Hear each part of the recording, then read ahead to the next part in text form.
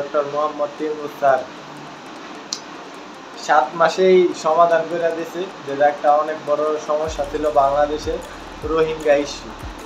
মিয়ানমারের মতো আমাদের ঘাওড়া প্রতিবেশী ১,৮০,০০০ রোহিঙ্গারে নেওয়ার জন্য রাজি হয়েছে মিয়ানমারের সরকার পক্ষ থেকে।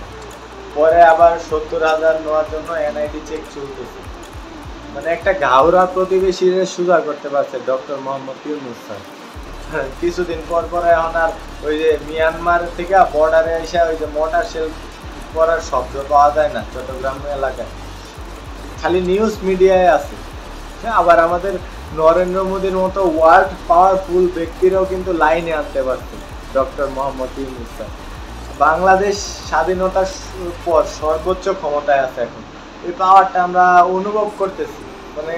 কিভাবে যে ডক্টর মোহাম্মদ ইউনূস স্যারের সাথে নরেন্দ্র মোদী বাধ্য হয়ে সাক্ষাৎকার করে মিয়ানমারের মতো ঘাওড়া প্রতিবেশী তাদের রোহিঙ্গা জনগোষ্ঠীর নিয়ে যাওয়ার জন্য রাজি হয়, তখন বোঝা যায় না বাংলাদেশ একটা পাওয়ারফুল স্ট্যান্ডে আছে।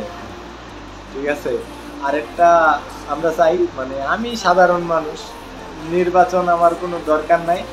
আমার দরকার হলো ৩ লাখ টাকার ভিতরে সিঙ্গাপুরে যাওয়া, ৮৫,০০০ টাকা দিয়ে যে আপনার মালয়েশিয়ায় যাওয়া। আমরা এগুলোর ভিতরে ইউরোপ কান্ট্রিতে ৫ লাখ ৬ লাখ টাকার ভিতরে যাইতে পারলেই খুশি।